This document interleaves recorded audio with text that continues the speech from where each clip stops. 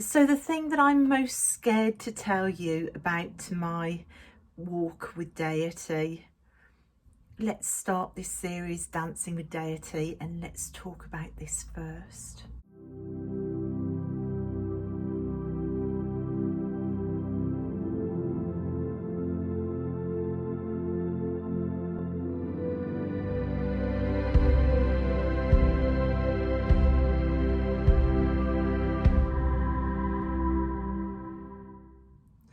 So for ages I've wanted to share on here my journey with deity, experiences, what I found, research I'm doing.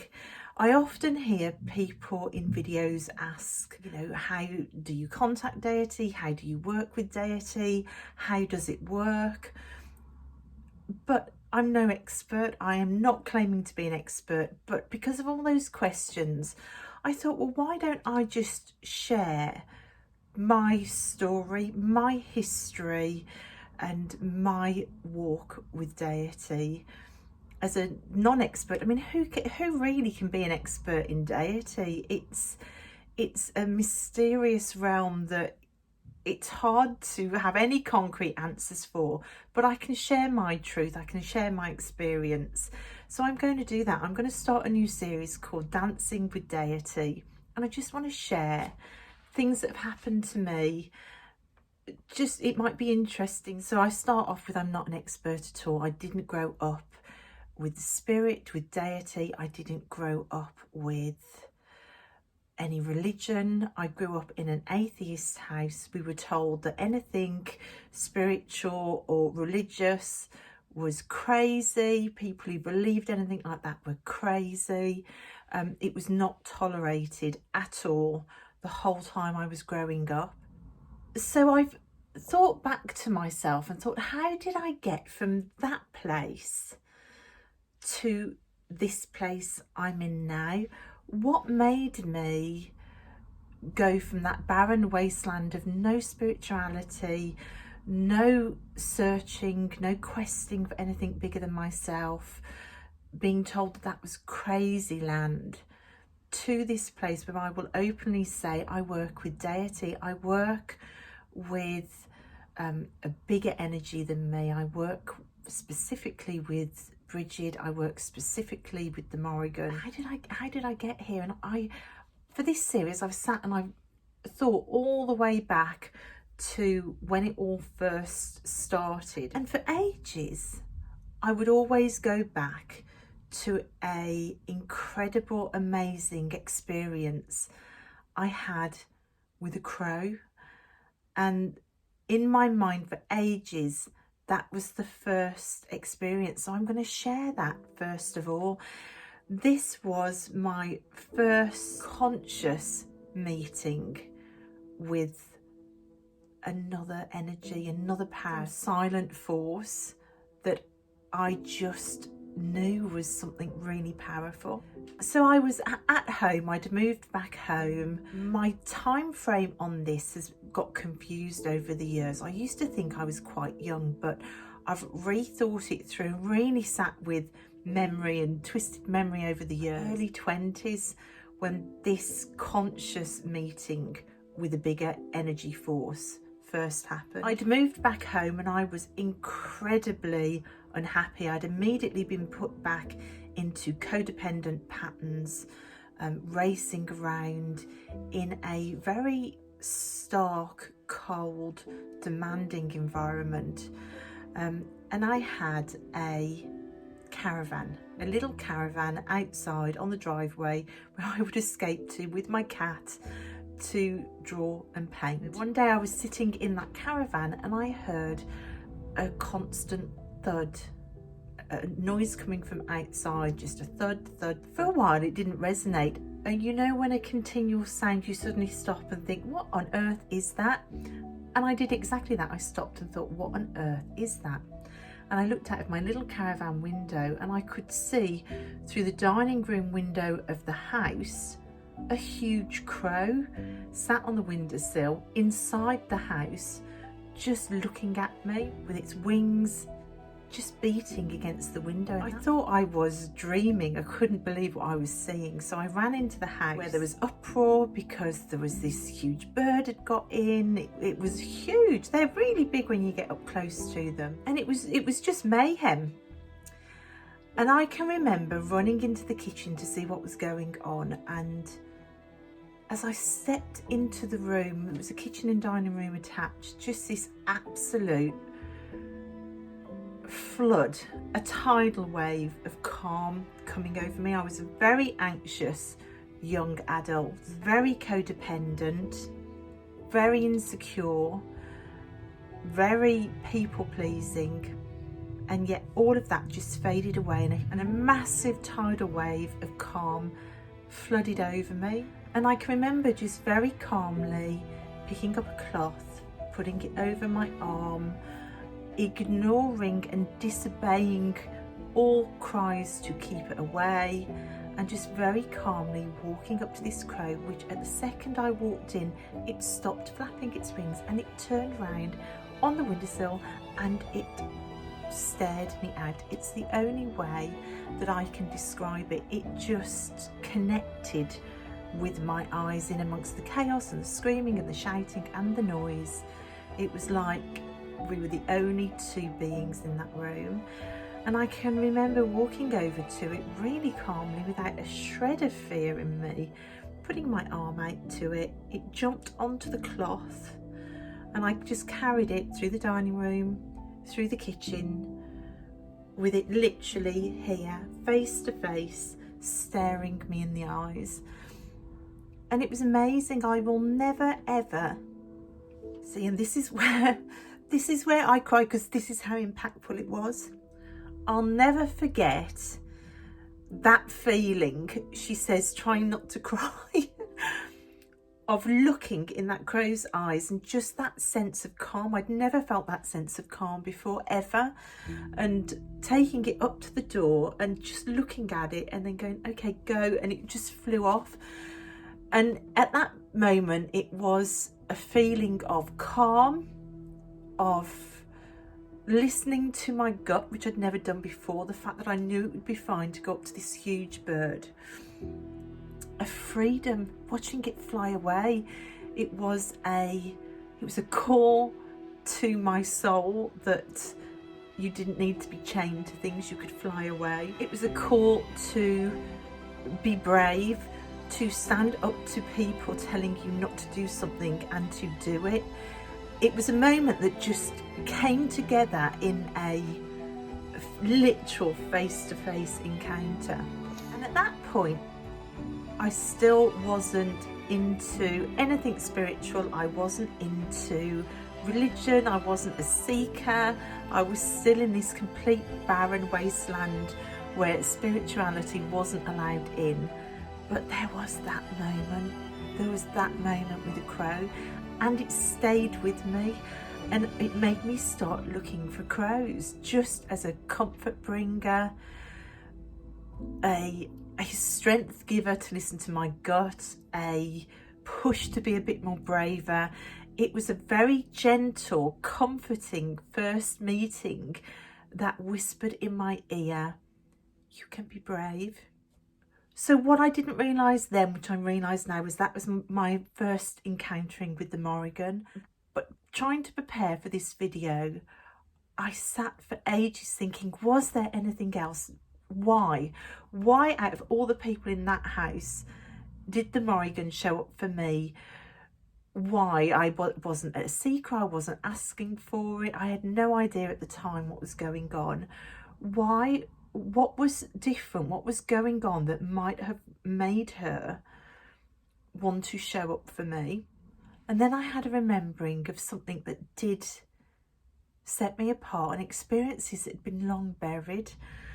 And I think it's my connection to a sense of place and the magic in place. Genius loci, it's called, or genius loci. It's been called, I've heard it called genius loci as well. But that magic held in a sense of place. I was a little girl growing up that really felt a pull to the earth, to secret places around my house, to genius loci. I felt it, I felt a call to it. And I did have some experiences. Now, we lived in the middle of nowhere in a converted cottage. We'd lived in caravans on the ground for years while my dad built the cottage. It was surrounded by woods. It was overlooked by the Black Mountains of Wales, and there wasn't another house for miles. So it was a place where as a child you could run, you could disappear for hours in woods and over fields. And in that disappearing, I had some quite extraordinary experiences. Now, around the house, at the back of the house, I used to let myself out of the garden and walk down a field. And there was a hedgerow that used to form like a tunnel. And I used to go and sit in that because I felt the power there. It felt like a secret place. We had a well on the property that was near that. That used to call me as well. It was right by the entrance to this hedgerow that I used to go and sit in. And I would spend ages down there. I don't know what doing, listening to my soul. Also, if I walked the other way, there was a big field with a dip at the end with a beautiful stream running down it with twisted like spaghetti trees twisted around each other that would hang over the stream. You had to climb down to get to it. It was almost completely hidden, and I would spend hours and hours and hours there, drawing the trees, talking to the trees, sitting with the trees, talking to the stones, picking stones up. I would take my dogs, I would walk over the fields, I would just sit with them. But it was something in that place. I could feel the magic in it. Then I started hearing noises at night. I would lie in bed and I could hear a train. Now, I was really into the Famous Five, and there was a book in the Famous Five about a ghost train. And I always thought to myself, it's just because I've read that book, I'm just imagining it.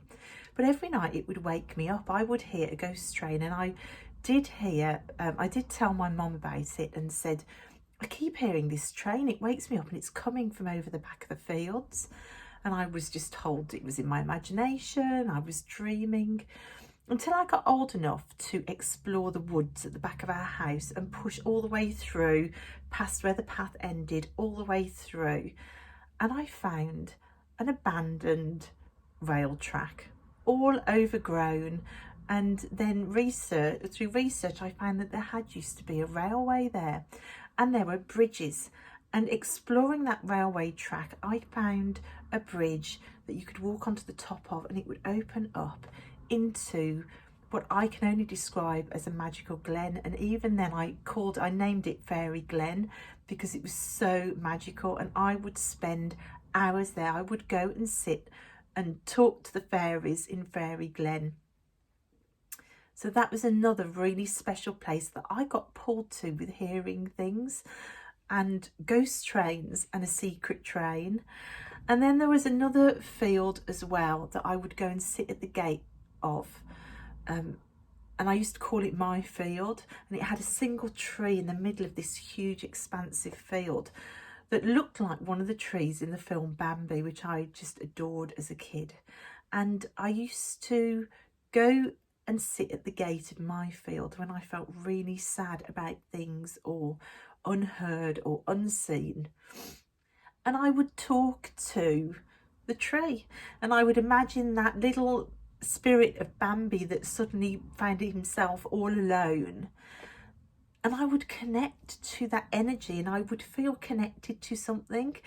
And looking back now, it's only now that I see that those special places surrounding this cottage that I lived in was actually me connecting with energies and calls out to genius loci. That's what it was. I was very, very connected to place. That's what may have opened up a doorway for the young adult I was to have this experience with a crow.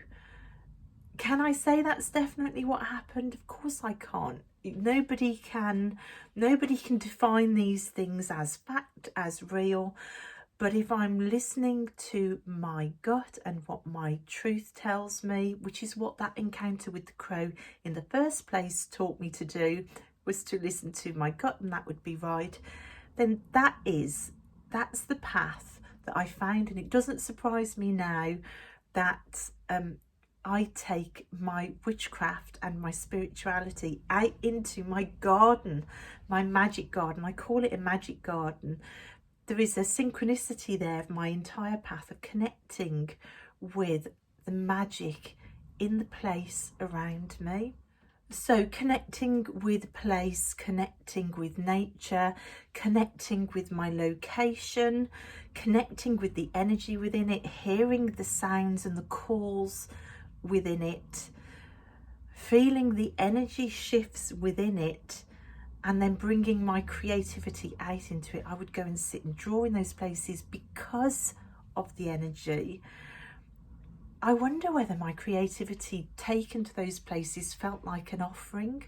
That's what set me apart from people in the house that didn't experience it and stayed in that spiritual desert.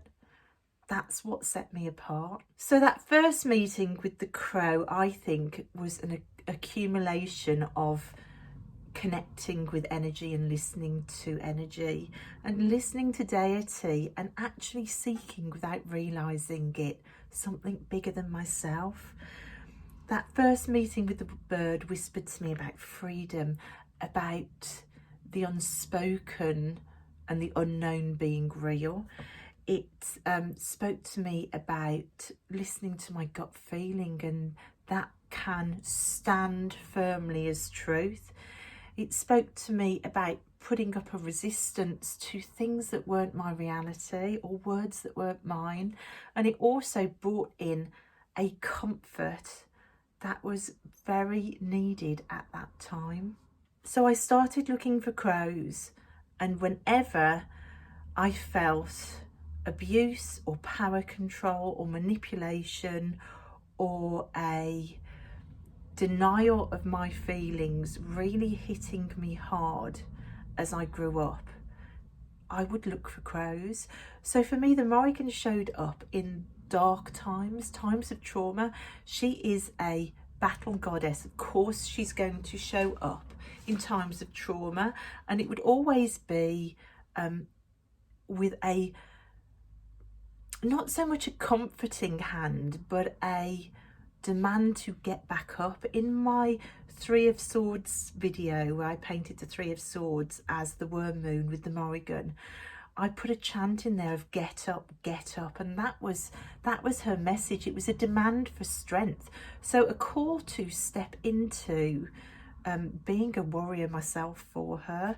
Get up, and the crows would bring that message in, and I would look for them. So that's my initial meeting with deity. Those are the factors that as a little girl I think played into that. It was a journey completely done unconsciously, without any understanding of the path I was on. And that leads me to the one thing I get scared about talking about, because it seems disrespectful. In some ways it appears disrespectful to the sacredness of working with a deity and their power, and that's my name change.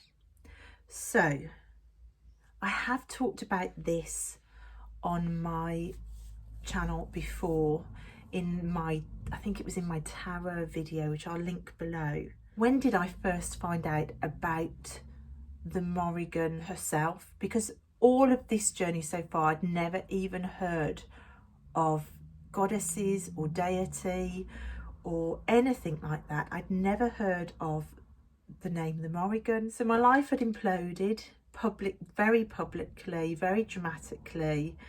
I was lost in a living hell, and I was a few years into a horrific divorce. And I decided that I felt so changed and so broken that I didn't want to continue with my name anymore. I felt like a different person. It happened on the first weekend that my children had to leave the house to go and spend a weekend with their father. And I felt so punished for something that I hadn't done. Being faced with losing time with my children, precious weekends, precious birthdays, precious holiday time. I felt punished and completely broken. First weekend he came to pick them up, I opened the door and waved them all out, told them all to go and have a wonderful time, full of smiles, and shut the door and sank down to the floor. And I didn't find the strength to get back up for nearly a day. I just stayed on the floor. I was completely broken at that point. And when I did finally stand up, I felt the dust of who I was disappear away. I'd been so shattered.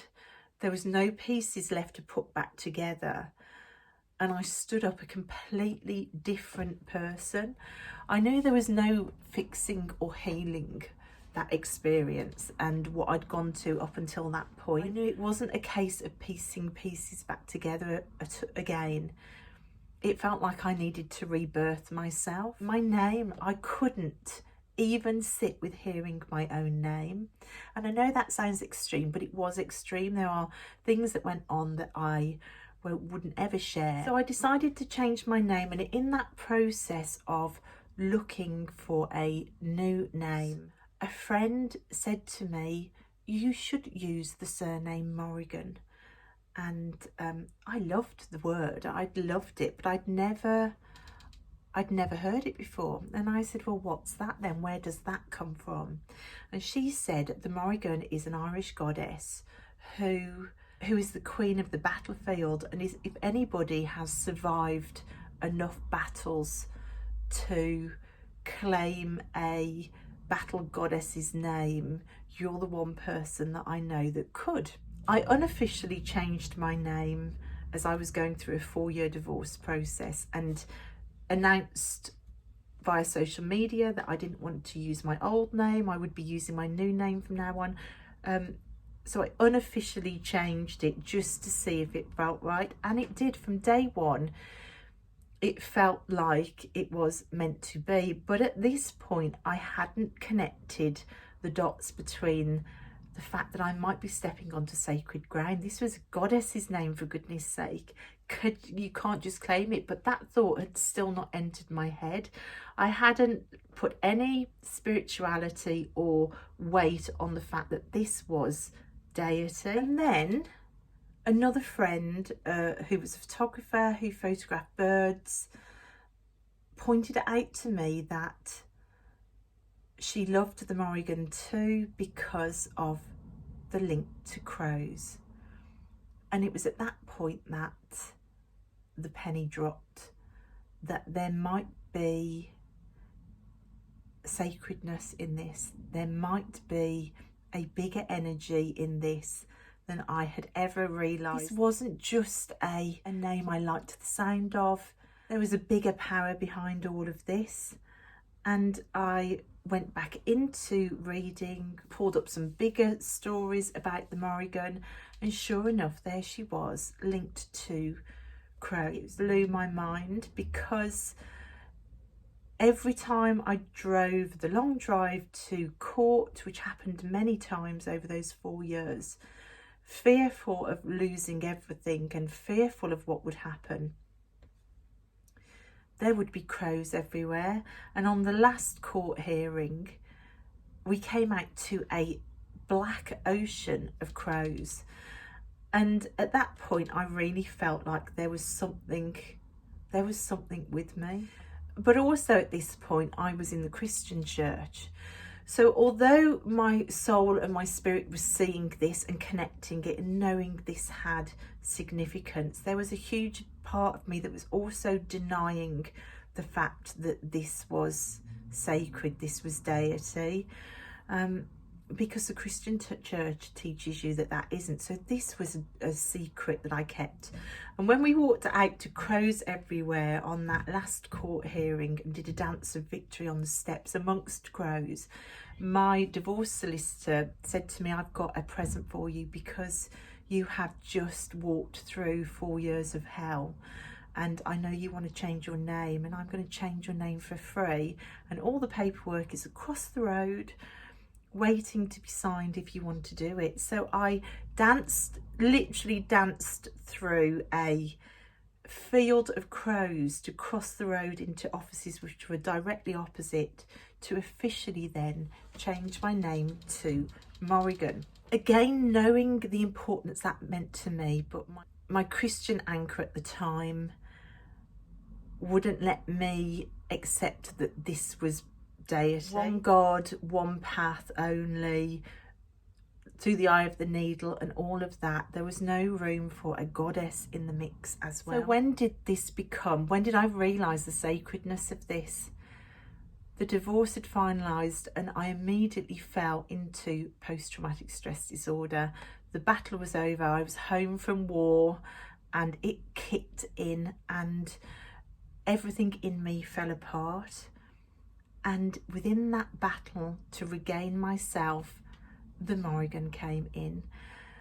She came in with crows, she came in through whispers, she came in through images appearing.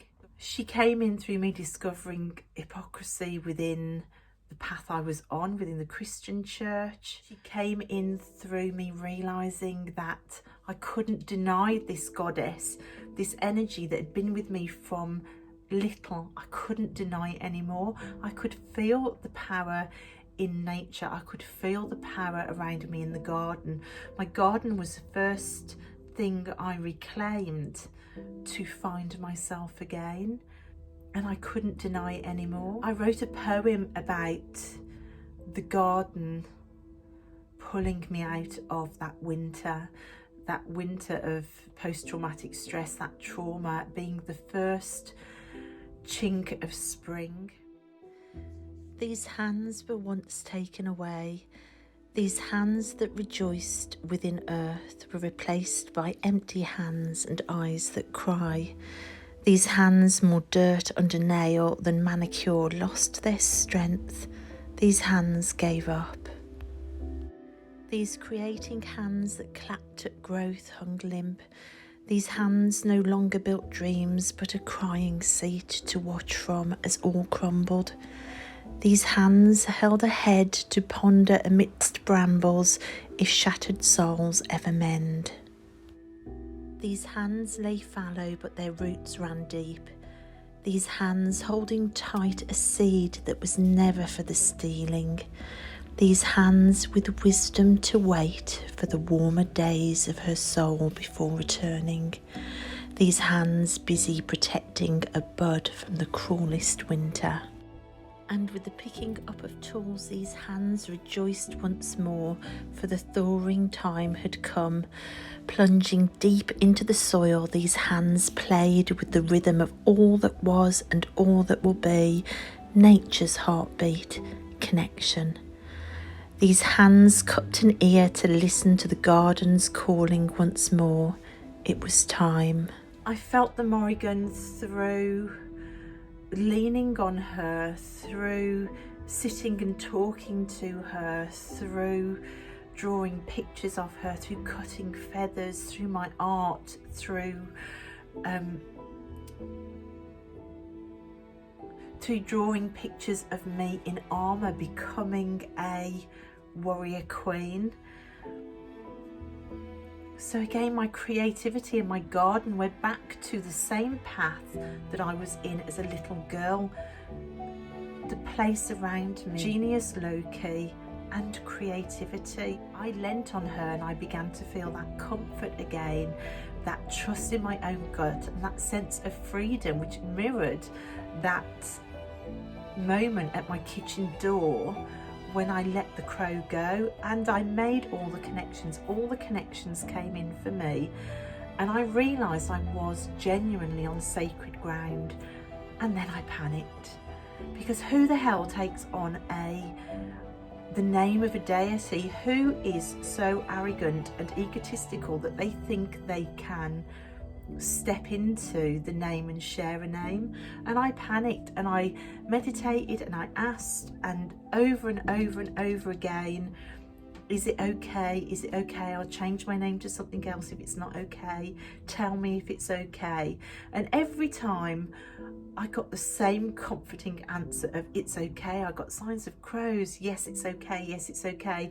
But I just couldn't trust it. I was so in a tizzy about it until one day I was about to go on the school run and I said, okay, I can't keep feeling this angst anymore.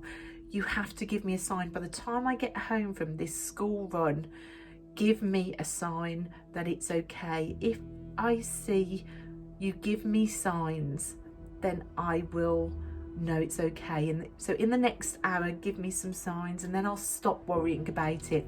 If I see no signs, I'll change my name. So I picked up my keys and with great trepidation, I walked to the car thinking this might be it. I might have to give up this name that I love.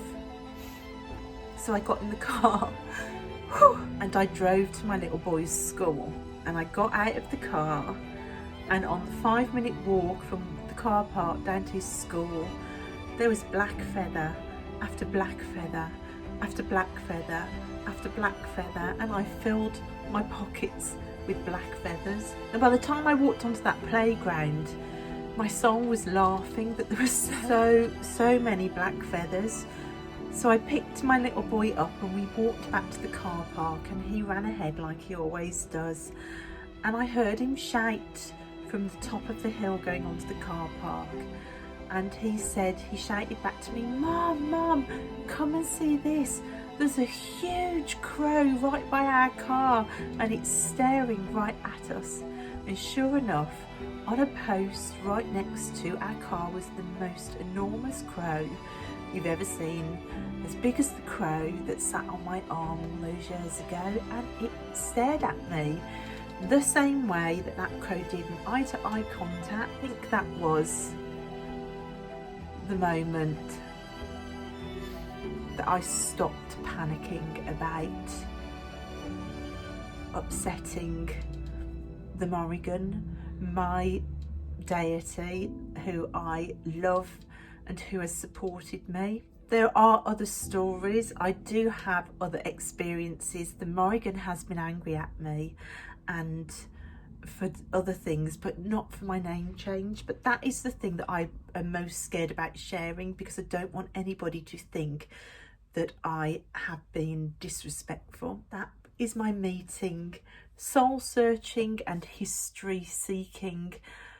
I can see that pattern of a sense of place and taking creativity into it, connecting me on a really strong level with deity. I think it opened up a channel for deity to come in, even though I hadn't asked for it, even though I didn't know what it was for years. And it's something that is very special to me. It was one of the main reasons I left Christianity, because I couldn't keep having these experiences and then sit in a Sunday worship that said there is one way only. For me, that bigger power that we access comes in many forms, and for me, the Morrigan made it very clear that she was one of those forms in my life that was going nowhere. So, with many tears, that's the first of my Dancing with Deity series.